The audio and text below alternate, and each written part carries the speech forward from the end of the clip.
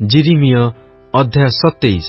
जोसियर पुत्र जिहुदार राजा जिहोआकिम्र राज्योत्तर आरंभ समय सदाप्रभुंक ठारू एही वाक्य जिरिमियंक निकटरे उपस्थित हैला। जथा सदाप्रभु मते एही कथा कहंती, तुम्भे केतक बंधनी ओ जुआली प्रस्तुत करी आपणा स्कंदरे रख।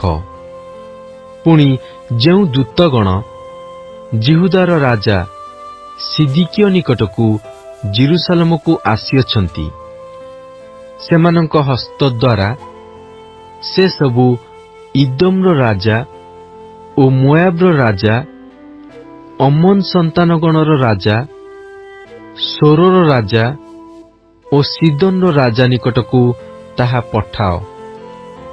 आउ आपणा आपणा कर्ता मानंकू एही कथा कहिबा पई सेमानंकू एही आदेश दियो।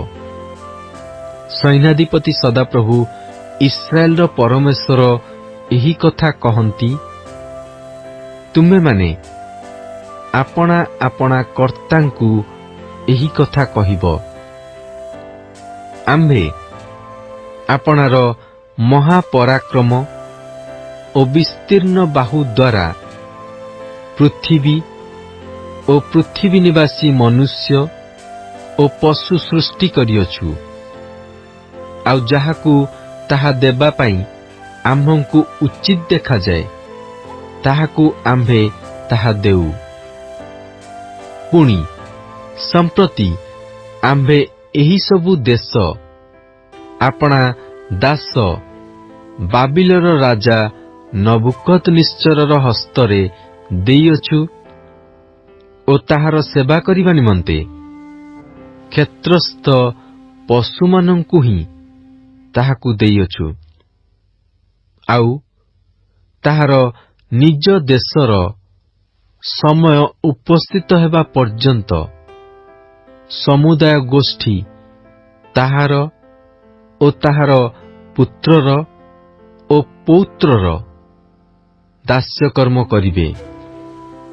तही उतारे अनेक गोष्ठी ओ महान महान राजा माने ताहाकू आपणा मानंकर दास्यकर्म कराइबे। पुणी जेउ देश ओ राज्य सेही बाबिलर राजा नबुकदनेस्सरर दास्यकर्म करिबे नाही ओ बाबिलर राजार जुआली तले आपणा आपणा बेक रखिबे नाही। सदाप्रभु कहंती, आम्भे से देशकू ताहार हस्त द्वारा संहारित न करिबा पर्यंत खड्ग ओ दुर्भिक्ष ओ महामारी द्वारा दंड देबा। मात्र तुम्भमानंकर जेउ भविष्यद्वक्ता माने, मंत्रज्ञ माने ओ स्वप्नदर्शक माने ओ गणक माने ओ मायाबी माने तुम्हे माने बाबिल राजार दास्यकर्म करिबो नाही बोली तुम्भमानंकु कहंती, सेमानंक कथारे तुम्हे माने मनोजोग कर नाही। कारण तुम्भमानंकु स्वदेशरू दूरीकृत करिबा पाई ओ आम्भे तुम्भमानंकु तड़ी देले तुम्हे माने जेपरी नष्ट हेबो, एथिपाई सेमाने तुम्भमानंक निकटरे मिथ्या भविष्यत वाक्य प्रचार करंती।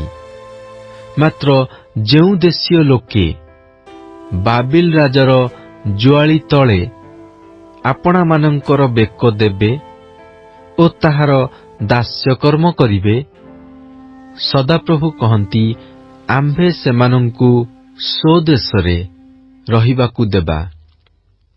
सेमाने सेठारे कृषिकर्म करी बास करिबे। अनंतर मु सेही समस्त वाक्यानुसारे जिहुदार राजा सिदिकियकू एही कथा कहिली, तुम्भे माने आपणा आपणा बेक बाबिल राजार जुआली तले देई ताहार ओ ताहार लोकमानंकर ଦାସ୍ୟକର୍ମ କର, ତହିଁରେ ବଞ୍ଚିବ। ଯେଉଁ ଦେଶୀୟ ଲୋକେ ବାବିଲ ରାଜାର ଦାସ୍ୟକର୍ମ କରିବେ ନାହିଁ, ସେମାନଙ୍କ ବିଷୟରେ ସଦାପ୍ରଭୁ ଯାହା କହିଅଛନ୍ତି, ତଦନୁସାରେ ତୁମ୍ଭେମାନେ ଅର୍ଥାତ୍ ତୁମ୍ଭେ ଓ ତୁମ୍ଭର ଲୋକମାନେ ଖଡ୍ଗ ଓ ଦୁର୍ଭିକ୍ଷ ଓ ମହାମାରୀ ଦ୍ୱାରା କାହିଁକି ମରିବ? ପୁଣି ତୁମ୍ଭେମାନେ ବାବିଲ ରାଜାର ଦାସ୍ୟକର୍ମ କରିବ ନାହିଁ ବୋଲି ଯେଉଁ ଭବିଷ୍ୟତ ବକ୍ତାମାନେ ତୁମ୍ଭମାନଙ୍କୁ କହନ୍ତି, ସେମାନଙ୍କ ବାକ୍ୟରେ ମନୋଯୋଗ କର ନାହିଁ, ଯେହେତୁ ସେମାନେ ତୁମ୍ଭମାନଙ୍କ ନିକଟରେ ମିଥ୍ୟା ଭବିଷ୍ୟତ ବାକ୍ୟ ପ୍ରଚାର କରନ୍ତି। କାରଣ ସଦାପ୍ରଭୁ କହନ୍ତି, ଆମ୍ଭେ ସେମାନଙ୍କୁ ପଠାଇ ନାହୁଁ, ମାତ୍ର ଆମ୍ଭେ ଯେପରି ତୁମ୍ଭମାନଙ୍କୁ ତଡ଼ିଦେବୁ ଓ ତୁମ୍ଭେମାନେ ଓ ତୁମ୍ଭମାନଙ୍କ ନିକଟରେ ଭବିଷ୍ୟତ ବାକ୍ୟ ପ୍ରଚାରକାରୀ ଭବିଷ୍ୟତ ବକ୍ତାମାନେ ଯେପରି ବିନଷ୍ଟ ହେବେ, ଏଥିପାଇଁ ସେମାନେ ମିଥ୍ୟାରେ ଆମ୍ଭ ନାମରେ ଭବିଷ୍ୟତ ବାକ୍ୟ ପ୍ରଚାର କରନ୍ତି। ଆହୁରି ମୁଁ ଯାଜକମାନଙ୍କୁ ଓ ଏହି ସମସ୍ତ ଲୋକଙ୍କୁ କହିଲି, ସଦାପ୍ରଭୁ ଏହି କଥା କହନ୍ତି, ତୁମ୍ଭମାନଙ୍କର ଯେଉଁ ଭବିଷ୍ୟତ ବକ୍ତାମାନେ ତୁମ୍ଭମାନଙ୍କ ନିକଟରେ ଭବିଷ୍ୟତ ବାକ୍ୟ ପ୍ରଚାର କରି କହନ୍ତି, ଦେଖ, ସଦାପ୍ରଭୁଙ୍କ ଗୃହର ପାତ୍ର ସକଳ ଅଳ୍ପ କାଳ ମଧ୍ୟରେ ବାବିଲରୁ ଅଣାଯିବ। ତୁମ୍ଭେମାନେ ସେମାନଙ୍କ କଥାରେ ମନୋଯୋଗ କର ନାହିଁ, କାରଣ ସେମାନେ ତୁମ୍ଭମାନଙ୍କ ନିକଟରେ ମିଥ୍ୟା ଭବିଷ୍ୟତ ବାକ୍ୟ ପ୍ରଚାର କରନ୍ତି। ତୁମ୍ଭେମାନେ ସେମାନଙ୍କ କଥାରେ ମନୋଯୋଗ କର ନାହିଁ। ବାବିଲ ରାଜାର ଦାସ୍ୟକର୍ମ କର, ତହିଁରେ ବଞ୍ଚିବ। ଏହି ନଗର କାହିଁକି ଉଚ୍ଚନ ସ୍ଥାନ ହେବ?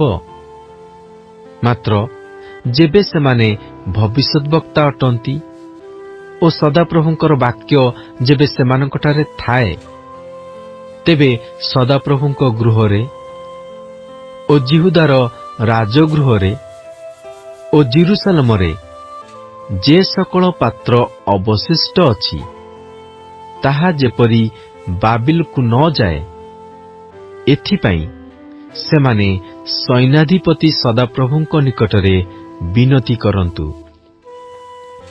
କାରଣ ବାବିଲର ରାଜା ନବୁକଦନେସ୍ସର ଜିହୋଆକିମର ପୁତ୍ର ଜିହୁଦାର ରାଜା ଜିହୋଆଖିନକୁ ଆଉ ଜିହୁଦାର ଓ ଜେରୁସାଲେମର ସମସ୍ତ ପ୍ରଧାନବର୍ଗଙ୍କୁ ବନ୍ଦୀ କରି ଜେରୁସାଲେମରୁ ବାବିଲକୁ ନେଇଯିବା ସମୟରେ ଯେଉଁ ସ୍ତମ୍ଭଦ୍ୱୟ ଓ ସମୁଦ୍ର ପାତ୍ର ଓ ବୈଠିକି ଓ ଯେ ସମସ୍ତ ପାତ୍ର ସଙ୍ଗରେ ନେଇନଥିଲା, ଯାହା ଏହି ନଗରରେ ଅବଶିଷ୍ଟ ଅଛି, ସେହି ସକଳର ବିଷୟରେ ସଦାପ୍ରଭୁ ଏହି କଥା କହନ୍ତି। ହଁ, ସଦାପ୍ରଭୁଙ୍କ ଗୃହରେ, ଜିହୁଦାର ରାଜଗୃହରେ ଓ ଜେରୁସାଲେମରେ ଅବଶିଷ୍ଟ ଥିବା ସେହି ସକଳ ପାତ୍ର ବିଷୟରେ ସୈନ୍ୟାଧିପତି ସଦାପ୍ରଭୁ ଇସ୍ରାଏଲର ପରମେଶ୍ୱର ଏହି କଥା କହନ୍ତି, ସେ ସବୁ ବାବିଲକୁ ନିଆଯିବ ଓ ଆମ୍ଭେ ସେମାନଙ୍କର ତତ୍ତ୍ୱାନୁସନ୍ଧାନ ନ କରିବା ଦିନ ପର୍ଯ୍ୟନ୍ତ ସେ ସବୁ ସେ ସ୍ଥାନରେ ଥିବ। ଏହା ସଦାପ୍ରଭୁ କହନ୍ତି। ତଦନନ୍ତର ଆମ୍ଭେ ସେ ସବୁ ଏହି ସ୍ଥାନକୁ ଫେରାଇ ଆଣିବା। ଯିରିମିୟ ଅଧ୍ୟାୟ 28। ଅନନ୍ତର ସେହି ବର୍ଷ ଅର୍ଥାତ୍ ଜିହୁଦାର ରାଜା ସିଦିକିୟର ରାଜତ୍ୱର ଆରମ୍ଭ ସମୟରେ 4th ବର୍ଷର 5ମ ମାସରେ ଗିବିୟନ ନିବାସୀ ଅସୁରର ପୁତ୍ର ହନାନିୟ ଭବିଷ୍ୟତ ବକ୍ତା ସଦାପ୍ରଭୁଙ୍କ ଗୃହରେ ଯାଜକମାନଙ୍କର ଓ ଲୋକ ସମସ୍ତଙ୍କର ସାକ୍ଷାତରେ ମୋତେ ଏହି କଥା କହିଲା, ସୈନ୍ୟାଧିପତି ସଦାପ୍ରଭୁ ଇସ୍ରାଏଲର ପରମେଶ୍ୱର ଏହି କଥା କହନ୍ତି, ଆମ୍ଭେ ବାବିଲ ରାଜାର ଜୁଆଳି ଭାଙ୍ଗିଅଛୁ। ବାବିଲର ରାଜା ନବୁକଦ୍ନେଚ୍ଛର ଏହି ସ୍ଥାନରୁ ସଦାପ୍ରଭୁଙ୍କ ଗୃହର ଯେ ସକଳ ପାତ୍ର ବାବିଲକୁ ନେଇଯାଇଅଛି, ସେ ସବୁ ଆମ୍ଭେ ପୂର୍ଣ୍ଣ 2 ବର୍ଷ ମଧ୍ୟରେ ପୁନର୍ବାର ଏହି ସ୍ଥାନକୁ ଆଣିବା। ପୁଣି ଜିହୋଆକିମର ପୁତ୍ର ଜିହୁଦାର ରାଜା ଜିହୋଆଖିନକୁ ଜିହୁଦାରୁ ବାବିଲକୁ ବନ୍ଦୀ ହୋଇ ଯାଇଥିବା ସମସ୍ତ ଲୋକ ସହିତ ଏ ସ୍ଥାନକୁ ଫେରାଇ ଆଣିବା। ଏହା ସଦାପ୍ରଭୁ କହନ୍ତି, କାରଣ ଆମ୍ଭେ ବାବିଲ ରାଜାର ଜୁଆଳି ଭାଙ୍ଗି ପକାଇବା। ତହିଁରେ ଯିରିମିୟ ଭବିଷ୍ୟତ ବକ୍ତା ପରମେଶ୍ୱରଙ୍କ ଗୃହରେ ଠିଆ ହୋଇଥିବା ଯାଜକମାନଙ୍କ ସାକ୍ଷାତରେ ଓ ସମସ୍ତ ଲୋକଙ୍କ ସାକ୍ଷାତରେ ହନାନୀୟ ଭବିଷ୍ୟତ ବକ୍ତାକୁ କହିଲେ, ଅର୍ଥାତ୍ ଯିରିମିୟ ଭବିଷ୍ୟତ ବକ୍ତା ଏହା କହିଲେ, ଆମେନ୍। ସଦାପ୍ରଭୁ ସେପରି କରନ୍ତୁ। ସଦାପ୍ରଭୁଙ୍କ ଗୃହର ପାତ୍ର ଓ ନିର୍ବାସିତ ଲୋକ ସକଳକୁ ବାବିଲରୁ ପୁନର୍ବାର ଏହି ସ୍ଥାନକୁ ଆଣିବା ପାଇଁ ତୁମ୍ଭେ ଯେଉଁ ଭବିଷ୍ୟତ ବାକ୍ୟ ପ୍ରଚାର କରିଅଛ, ସଦାପ୍ରଭୁ ତୁମ୍ଭର ସେହି ବାକ୍ୟ ସବୁ ସିଦ୍ଧ କରନ୍ତୁ। ତଥାପି ମୁଁ ତୁମ୍ଭ କର୍ଣ୍ଣଗୋଚରରେ ଓ ସମଗ୍ର ଲୋକଙ୍କ କର୍ଣ୍ଣଗୋଚରରେ ଏହି ଯେଉଁ କଥା କହିଅଛି, ତାହା ଶୁଣ।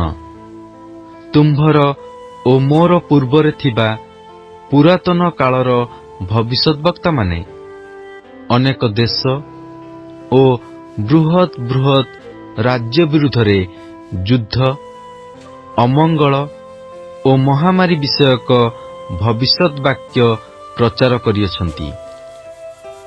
ଯେଉଁ ଭବିଷ୍ୟତ ବକ୍ତା ଶାନ୍ତିର ଭବିଷ୍ୟତ ବାକ୍ୟ ପ୍ରଚାର କରେ, ସେହି ଭବିଷ୍ୟତ ବକ୍ତାର ବାକ୍ୟ ସଫଳ ହେଲା ଉତ୍ତାରେ ସିନା ସଦାପ୍ରଭୁ ପ୍ରକୃତରେ ତାହାକୁ ପଠାଇଅଛନ୍ତି ବୋଲି ଜଣାପଡ଼େ। ତହିଁରେ ହନାନୀୟ ଭବିଷ୍ୟତ ବକ୍ତା ଯିରିମିୟ ଭବିଷ୍ୟତ ବକ୍ତାଙ୍କ ସ୍କନ୍ଧରୁ ଜୁଆଳି କାଢ଼ି ନେଇ ତାହା ଭାଙ୍ଗି ପକାଇଲା। ଆଉ ହନାନୀୟ ଲୋକସମୂହର ସାକ୍ଷାତରେ କହିଲା, ସଦାପ୍ରଭୁ ଏହି କଥା କହନ୍ତି, ଆମ୍ଭେ ଏହି ରୂପେ ପୂର୍ଣ୍ଣ 2 ବର୍ଷ ମଧ୍ୟରେ ବାବିଲର ରାଜା ନବୁକଦ୍ନେଚ୍ଛରର ଜୁଆଳି ସବୁ ଦେଶୀୟମାନଙ୍କ ସ୍କନ୍ଧରୁ କାଢ଼ି ଭାଙ୍ଗି ପକାଇବା। ଏଥିରେ ଯିରିମିୟ ଭବିଷ୍ୟତ ବକ୍ତା ଆପଣା ବାଟରେ ଚାଲିଗଲେ। ହନାନୀୟ ଭବିଷ୍ୟତ ବକ୍ତା ଯିରିମିୟ ଭବିଷ୍ୟତ ବକ୍ତାଙ୍କ ସ୍କନ୍ଧରୁ ଜୁଆଳି ଭାଙ୍ଗିଲା ଉତ୍ତାରେ ଯିରିମିୟଙ୍କ ନିକଟରେ ସଦାପ୍ରଭୁଙ୍କର ଏହି ବାକ୍ୟ ଉପସ୍ଥିତ ହେଲା, ତୁମ୍ଭେ ଯାଇ ହନାନୀୟକୁ କୁହ, ସଦାପ୍ରଭୁ ଏହି କଥା କହନ୍ତି, ତୁମ୍ଭେ କାଷ୍ଠର ଜୁଆଳି ଭାଙ୍ଗିଅଛ ପ୍ରମାଣ, ମାତ୍ର ତହିଁ ବଦଳରେ ତୁମ୍ଭେ ଲୁହାର ଜୁଆଳି ପ୍ରସ୍ତୁତ କରିବ।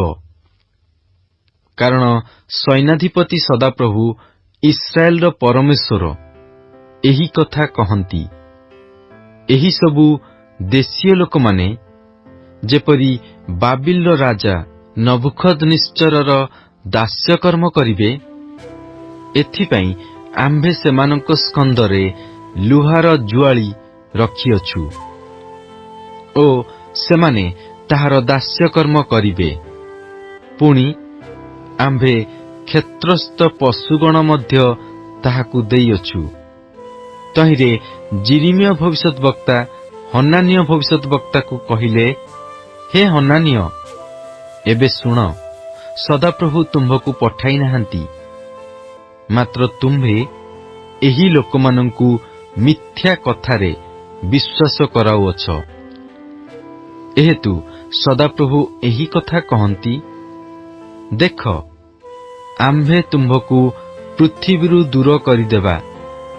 ତୁମ୍ଭେ ସଦାପ୍ରଭୁଙ୍କ ବିରୁଦ୍ଧରେ ବିଦ୍ରୋହର କଥା କହିଅଛ। ଏଥିପାଇଁ ଏହି ବର୍ଷ ମଧ୍ୟରେ ତୁମ୍ଭେ ମରିବ। ତହିଁରେ ହନାନୀୟ ଭବିଷ୍ୟତ ବକ୍ତା ସେହି ବର୍ଷର 7ମ ମାସରେ ମଲା।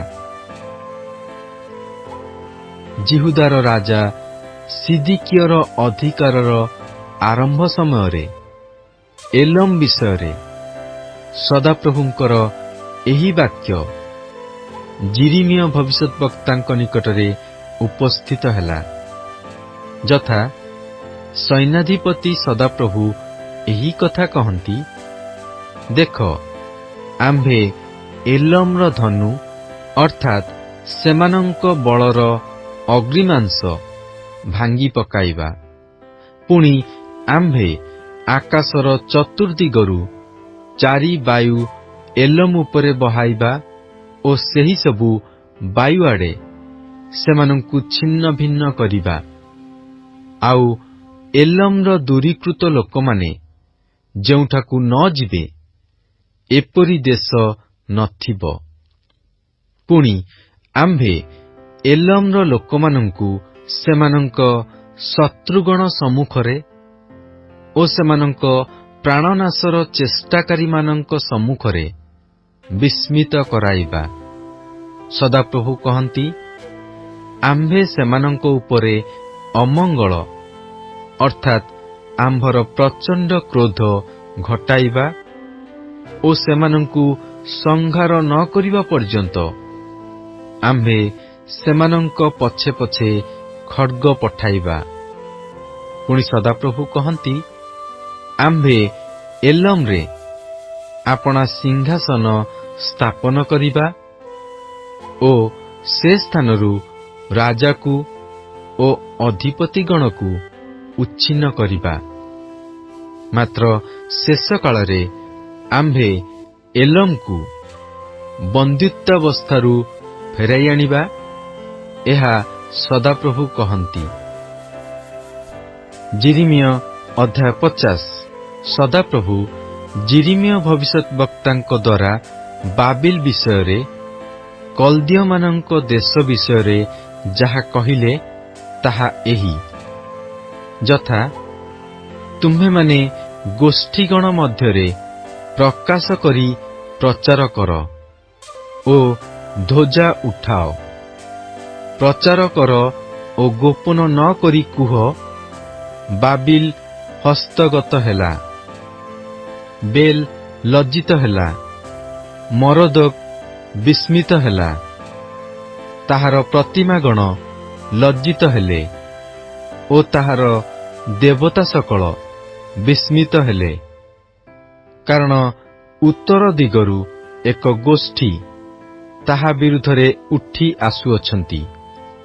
ସେମାନେ ତାହାର ଦେଶ ଧ୍ୱଂସ କରିବେ ଓ ତହିଁ ମଧ୍ୟରେ କେହି ବାସ କରିବ ନାହିଁ। ମନୁଷ୍ୟ ଓ ପଶୁ ଉଭୟ ପଳାଇଲେ, ସେମାନେ ଚାଲିଗଲେ। ସଦାପ୍ରଭୁ କହନ୍ତି, ସେ ଦିନରେ ଓ ସେ ସମୟରେ ଇସ୍ରାଏଲର ସନ୍ତାନଗଣ ଓ ଜିହୁଦାର ସନ୍ତାନଗଣ ଏକତ୍ର ହୋଇ ଆସିବେ। ସେମାନେ କ୍ରନ୍ଦନ କରୁ କରୁ ପଥରେ ଗମନ କରିବେ ଓ ସଦାପ୍ରଭୁ ଆପଣାମାନଙ୍କ ପରମେଶ୍ୱରଙ୍କର ଅନ୍ୱେଷଣ କରିବେ। ସେମାନେ ସିଓନର ବିଷୟ ପଚାରିବେ, ତହିଁଆଡ଼େ ମୁଖ କରି କହିବେ, ତୁମେମାନେ ଆସ, ଅନନ୍ତକାଳ ସ୍ଥାୟୀ ଅବିସ୍ମରଣୀୟ ନିୟମ ଦ୍ୱାରା ସଦାପ୍ରଭୁଙ୍କଠାରେ ଆସକ୍ତ ହୁଅ। ଆମ୍ଭର ଲୋକମାନେ ହଜିଲା ମେଷ ହୋଇଅଛନ୍ତି, ସେମାନଙ୍କର ପାଳକମାନେ ସେମାନଙ୍କୁ ବିପଥରେ ଗମନ କରାଇଅଛନ୍ତି। ନାନା ପର୍ବତରେ ସେମାନଙ୍କୁ ପଥ ହୁଡ଼ାଇ ଭ୍ରମଣ କରାଇଅଛନ୍ତି। ସେମାନେ ପର୍ବତରୁ ଉପପର୍ବତକୁ ଗମନ କରିଅଛନ୍ତି। ସେମାନେ ଆପଣାମାନଙ୍କର ବିଶ୍ରାମ ସ୍ଥାନ ପାଶୋରିଅଛନ୍ତି। ଯେଉଁମାନେ ସେମାନଙ୍କୁ ପାଇଲେ, ସେ ସମସ୍ତେ ସେମାନଙ୍କୁ ଗ୍ରାସ କରିଅଛନ୍ତି ଓ ସେମାନଙ୍କର ବିପକ୍ଷମାନେ କହିଲେ, ଆମ୍ଭେମାନେ ଦୋଷ କରୁନାହୁଁ, କାରଣ ସେମାନେ ଧର୍ମନିବାସୀ ସଦାପ୍ରଭୁଙ୍କର, ଆପଣାମାନଙ୍କର ପିତୃପୁରୁଷଗଣର ଆଶାଭୂମି ସଦାପ୍ରଭୁଙ୍କ ବିରୁଦ୍ଧରେ ପାପ କରିଅଛନ୍ତି। ତୁମ୍ଭେମାନେ ବାବିଲ ମଧ୍ୟରୁ ପଳାଅ ଓ କଲ୍ଦୀୟମାନଙ୍କ ଦେଶ ମଧ୍ୟରୁ ବାହାରିଯାଅ। ପୁଣି ପଲର ଅଗ୍ରଗାମୀ ଛାଗ ସ୍ୱରୂପ ହୁଅ, କାରଣ ଦେଖ, ଆମ୍ଭେ ଉତ୍ତର ଦେଶରୁ ମହା ଗୋଷ୍ଠୀର ସମାଜକୁ ଉତ୍ତେଜିତ କରି ବାବିଲ ବିରୁଦ୍ଧରେ ସେମାନଙ୍କୁ ଗମନ କରାଇବା, ଆଉ ସେମାନେ ତାହା ବିରୁଦ୍ଧରେ ଆପଣାମାନଙ୍କୁ ସଜାଇବେ। ତହିଁରେ ତାହା ଶତ୍ରୁ ହସ୍ତଗତ ହେବ। ସେମାନଙ୍କର ତୀର ନିପୁଣ ବୀରପୁରୁଷର ତୀର ପରି ହେବ, କୌଣସି ତୀର ବିଫଳ ହେବ ନାହିଁ। ପୁଣି କଲ୍ଦିଆ ଲୁଟ୍ ଦ୍ରବ୍ୟ ହେବ। ସଦାପ୍ରଭୁ କହନ୍ତି, ଯେଉଁମାନେ ତାହା ଲୁଟିବେ ସେ ସମସ୍ତେ ପରିତୃପ୍ତ ହେବେ। ହେ ଆମ୍ଭର ଅଧିକାର ଅପହାରକାରୀମାନେ, ତୁମ୍ଭେମାନେ ଆନନ୍ଦ ଓ ଉଲ୍ଲାସ କରୁଅଛ। ତୁମ୍ଭେମାନେ ଶସ୍ୟ ମର୍ଦ୍ଦନକାରିଣୀ ଗାଭୀ ପରି କୁଦା ମାରୁଅଛ ଓ ବଳବାନ ଅଶ୍ୱ ପରି ନାସା ଶବ୍ଦ କରୁଅଛ। ଏଥିପାଇଁ ତୁମ୍ଭମାନଙ୍କର ମାତା ଅତିଶୟ ଲଜ୍ଜିତା ହେବ, ତୁମ୍ଭମାନଙ୍କର ପ୍ରସବକାରିଣୀ ହତାଶା ହେବ। ଦେଖ, ସେ ଗୋଷ୍ଠୀଗଣ ମଧ୍ୟରେ ସର୍ବପଶ୍ଚାତ୍ ହେବ। ପ୍ରାନ୍ତର, ଶୁଷ୍କ ସ୍ଥାନ ଓ ମରୁଭୂମି ହେବ। ସଦାପ୍ରଭୁଙ୍କ କୋପ ସକାଶୁ ସେ ବସତି ବିଶିଷ୍ଟ ନୋହିବ, ମାତ୍ର ସମ୍ପୂର୍ଣ୍ଣ ଧ୍ୱଂସସ୍ଥାନ ହେବ। ଯେ ପ୍ରତ୍ୟେକ ଲୋକ ବାବିଲର ନିକଟ ଦେଇ ଯିବ, ସେ ବିସ୍ମିତ ହେବ ଓ ତାହାର ସକଳ ଦଣ୍ଡ ସକାଶୁ ଶିସ୍ ଶବ୍ଦ କରିବ। ହେ ଧନୁରେ ଗୁଣଦାୟୀ ଲୋକ ସମସ୍ତେ, ତୁମ୍ଭେମାନେ ବାବିଲର ବିରୁଦ୍ଧରେ ଚାରିଆଡ଼େ ସୈନ୍ୟ ସଜାଅ। କୁଣ୍ଠିତ ନ ହୋଇ ତାହା ପ୍ରତି ତୀର ନିକ୍ଷେପ କର, କାରଣ ସେ ସଦାପ୍ରଭୁଙ୍କ ବିରୁଦ୍ଧରେ ପାପ କରିଅଛି। ତାହାର ଚତୁର୍ଦିଗରେ ସିଂହନାଦ କର। ସେ ଆପଣାକୁ ସମର୍ପଣ କରିଅଛି। ତାହାର ଗଡ଼ ସକଳ ପତିତ ଓ ତାହାର ପ୍ରାଚୀର ସକଳ ଉତ୍ପାଟିତ ହୋଇଅଛି, କାରଣ ଏହା ସଦାପ୍ରଭୁଙ୍କର ଦାତବ୍ୟ ପ୍ରତିଶୋଧ। ତାହାଠାରୁ ପ୍ରତିଶୋଧ ନିଅ। ସେ ଯେପରି କରିଅଛି, ସେପରି ତାହା ପ୍ରତି କର। ତୁମ୍ଭେମାନେ ବାବିଲରୁ ବୀଜ ବାପକକୁ ଓ ଶସ୍ୟ ସଂଗ୍ରହ ସମୟରେ ଦା ଧରିବା ଲୋକଙ୍କୁ ଉଚ୍ଛିନ୍ନ କର। ଉତ୍ପୀଡ଼କ ଖଡ୍ଗ ଭୟରେ ସେମାନେ ପ୍ରତ୍ୟେକେ ଆପଣା ଆପଣା ଲୋକଙ୍କ ନିକଟକୁ ଫେରିଯିବେ ଓ ସେମାନେ ପ୍ରତ୍ୟେକେ ଆପଣା ଆପଣା ଦେଶକୁ ପଳାଇବେ। ଇସ୍ରାଏଲ ଛିନ୍ନ ଭିନ୍ନ ମେଷ ସ୍ୱରୂପ। ସିଂହମାନେ ତାହାକୁ ତଡ଼ି ଦେଇଅଛନ୍ତି। ପ୍ରଥମରେ ଅସୁରର ରାଜା ତାହାକୁ ଗ୍ରାସ କଲା, ଆଉ ଶେଷରେ ବାବିଲର ରାଜା ଏହି ନବୁଖଦ୍ନେଚ୍ଚର ତାହାର ହାଡ଼ ସବୁ ଭାଙ୍ଗି ପକାଇଅଛି। ଏହେତୁ ସୈନ୍ୟାଧିପତି ସଦାପ୍ରଭୁ ଇସ୍ରାଏଲର ପରମେଶ୍ୱର ଏହି କଥା କହନ୍ତି, ଦେଖ, ଆମ୍ଭେ ଅସୁରର ରାଜାକୁ ଯେପରି ଦଣ୍ଡ ଦେଇଅଛୁ, ସେପରି ବାବିଲର ରାଜାକୁ ଓ ତାହାର ଦେଶକୁ ଆମ୍ଭେ ଦଣ୍ଡ ଦେବା। ପୁଣି ଆମ୍ଭେ ଇସ୍ରାଏଲକୁ ପୁନର୍ବାର ତାହାର ଚରା ସ୍ଥାନକୁ ଆଣିବା ଓ ସେ କର୍ମିଲ ଓ ବାସନର ଉପରେ ଚରିବ, ଆଉ ଇଫ୍ରାଇମର ପର୍ବତମାନର ଉପରେ ଓ ଗିଲିୟଦରେ ତାହାର ପ୍ରାଣ ତୃପ୍ତ ହେବ। ସଦାପ୍ରଭୁ କହନ୍ତି, ସେହି ଦିନରେ ଓ ସେହି ସମୟରେ ଇସ୍ରାଏଲର ଅଧର୍ମ ଅନ୍ୱେଷଣ କରାଯିବ ମାତ୍ର କିଛି ମିଳିବ ନାହିଁ ଓ ଜିହୁଦାର ପାପ ଅନ୍ୱେଷଣ କରାଯିବ, ମାତ୍ର ତାହା ମିଳିବ ନାହିଁ। କାରଣ ଆମ୍ଭେ ଯେଉଁମାନଙ୍କୁ ଅବଶିଷ୍ଟ ରଖିବା ସେମାନଙ୍କୁ କ୍ଷମା କରିବା। ସଦାପ୍ରଭୁ କହନ୍ତି, ତୁମ୍ଭେ ମରାଥଇମ୍ 2 ଗୁଣ ଦ୍ରୋହ ଦେଶର ବିରୁଦ୍ଧରେ ଓ ପକୋଦ ପ୍ରତିଫଳପୁର ନିବାସୀମାନଙ୍କ ବିରୁଦ୍ଧରେ ଉଠିଯାଅ। ସେମାନଙ୍କର ପଶ୍ଚାତ୍ ଯାଇ ସେମାନଙ୍କୁ ବଧ କରି ନିଃଶେଷ ରୂପେ ବିନାଶ କର ଓ ଆମ୍ଭେ ତୁମ୍ଭକୁ ଯାହା ଯାହା ଆଜ୍ଞା କରିଅଛୁ ତଦନୁସାରେ କର। ଦେଶରେ ସଂଗ୍ରାମର ଓ ମହାବିନାଶର ଶବ୍ଦ ହେଉଅଛି। ସମୁଦାୟ ପୃଥିବୀର ହାତୁଡ଼ି କିପରି ଛିନ୍ନ ଓ ଭଗ୍ନ ହୋଇଅଛି, ଗୋଷ୍ଠୀଗଣ ମଧ୍ୟରେ ବାବିଲ କିପରି ଉଚ୍ଚନ ହୋଇଅଛି। ହେ ବାବିଲ, ଆମ୍ଭେ ତୁମ୍ଭ ପାଇଁ ଫାନ୍ଦ ପାତିଅଛୁ, ଆଉ ତୁମ୍ଭେ ନ ଜାଣି ତହିଁରେ ଧରା ପଡ଼ିଅଛ। ତୁମ୍ଭର ଅନୁସନ୍ଧାନ ମିଳିଅଛି ମଧ୍ୟ ତୁମ୍ଭେ ଧରା ପଡ଼ିଅଛ, କାରଣ ତୁମ୍ଭେ ସଦାପ୍ରଭୁଙ୍କ ବିରୁଦ୍ଧରେ ଯୁଦ୍ଧ କରିଅଛ। ସଦାପ୍ରଭୁ ଆପଣା ଅସ୍ତ୍ରାଗାର ଫିଟାଇ ଆପଣା କ୍ରୋଧରୂପ ଅସ୍ତ୍ର ସବୁ ବାହାର କରି ଆଣିଅଛନ୍ତି। କାରଣ କଲ୍ଦୀୟମାନଙ୍କ ଦେଶରେ ପ୍ରଭୁ ସୈନ୍ୟାଧିପତି ସଦାପ୍ରଭୁଙ୍କର ଗୋଟିଏ କାର୍ଯ୍ୟ କରିବାର ଅଛି। ତୁମ୍ଭେମାନେ ପ୍ରାନ୍ତ ସୀମାରୁ ତାହାର ବିରୁଦ୍ଧରେ ଆସ, ତାହାର ଭଣ୍ଡାର ସବୁ ଫିଟାଅ, ତାହାକୁ ସମ୍ପୂର୍ଣ୍ଣ ରୂପେ ବିନାଶ କରି ରାଶି ପରି ଢିପି କର। ତାହାର କିଛି ଅବଶିଷ୍ଟ ରଖ ନାହିଁ। ତାହାର ବୃକ୍ଷ ସବୁକୁ ବଧ କର। ସେ ସବୁ ବଧ ସ୍ଥାନକୁ ଯାଉନ୍ତୁ। ସେମାନେ ସନ୍ତାପର ପାତ୍ର, କାରଣ ସେମାନଙ୍କର ଦିନ, ସେମାନଙ୍କ ପ୍ରତିଫଳର ସମୟ ଉପସ୍ଥିତ ହେଲା। ଯେଉଁ ପଳାତକମାନେ ଓ ବାବିଲ ଦେଶରୁ ରକ୍ଷାପ୍ରାପ୍ତ ଲୋକମାନେ ସଦାପ୍ରଭୁ ଆମ୍ଭମାନଙ୍କ ପରମେଶ୍ୱରଙ୍କର ପ୍ରତିଶୋଧ ନେବାର, ହଁ ତାହାଙ୍କ ମନ୍ଦିର ହେତୁରୁ ପ୍ରତିଶୋଧ ନେବାର ବିଷୟ ସିଓନରେ ପ୍ରକାଶ କରିବାକୁ ଯାଉଅଛନ୍ତି, ଏ ତ ସେମାନଙ୍କର ରବ। ଧନୁର୍ଦ୍ଧାରୀମାନଙ୍କୁ, ଧନୁରେ ଗୁଣଦାୟୀ ସମସ୍ତଙ୍କୁ ବାବିଲ ବିରୁଦ୍ଧରେ ଏକତ୍ର ଡାକ।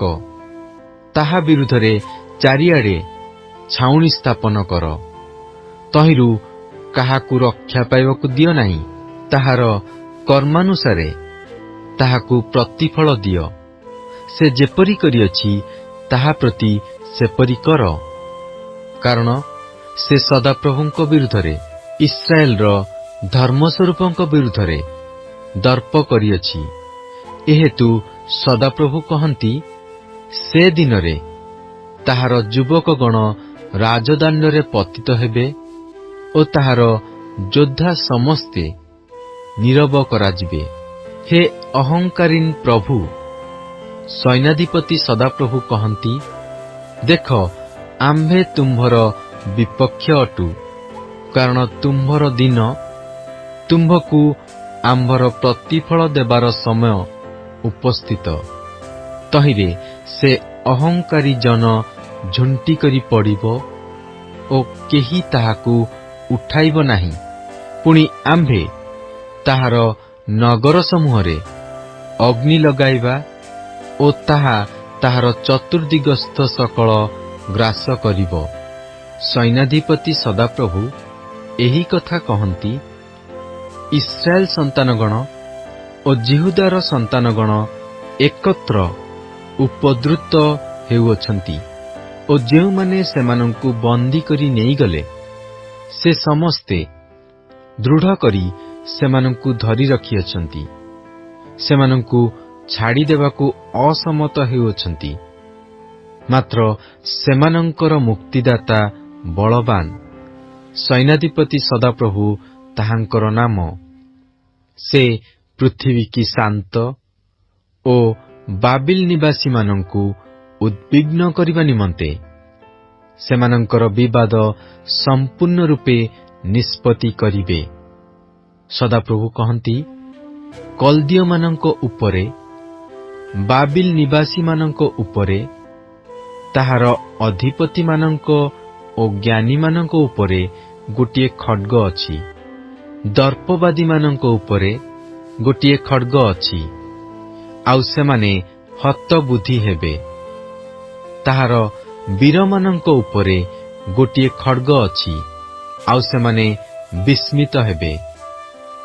ସେମାନଙ୍କର ଅଶ୍ୱଗଣର ଉପରେ ଆଉ ରଥସମୂହର ଉପରେ ଓ ତନ୍ମଧ୍ୟସ୍ଥ ମିଶ୍ରିତ ଲୋକ ସମସ୍ତଙ୍କ ଉପରେ ଗୋଟିଏ ଖଡ୍ଗ ଅଛି, ଆଉ ସେମାନେ ସ୍ତ୍ରୀମାନଙ୍କ ପରି ହେବେ। ସେମାନଙ୍କର ଭଣ୍ଡାର ସମୂହ ଉପରେ ଗୋଟିଏ ଖଡ୍ଗ ଅଛି, ଆଉ ସେ ସବୁ ଲୁଟିତ ହେବ। ତାହାର ଜଳାଶୟ ଉପରେ ଉତ୍ତାପ ଅଛି ଓ ତାହା ଶୁଷ୍କ ହୋଇଯିବ, କାରଣ ସେ ଖୋଦିତ ପ୍ରତିମାଗଣର ଦେଶ, ଆଉ ଲୋକମାନେ ଆପଣା ଆପଣା ଦେବଗଣରେ ଉନ୍ମତ୍ତ ଅଟନ୍ତି।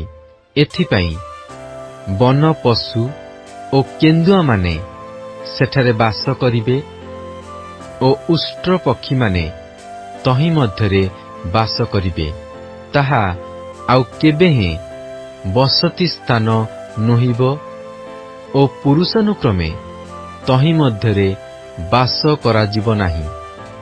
ସଦାପ୍ରଭୁ କହନ୍ତି, ପରମେଶ୍ୱର ସଦମ, ହମୋରା ଓ ତନ୍ନିକଟବର୍ତ୍ତୀ ନଗର ସବୁ ଉତ୍ପାଟନ କଲାବେଳେ ଯେ ରୂପ ହୋଇଥିଲା, ସେ ରୂପ କୌଣସି ମନୁଷ୍ୟ ସେଠାରେ ବାସ କରିବ ନାହିଁ, କିଏବା କୌଣସି ମନୁଷ୍ୟ ପୁତ୍ର ତହିଁ ମଧ୍ୟରେ ପ୍ରବାସ କରିବ ନାହିଁ।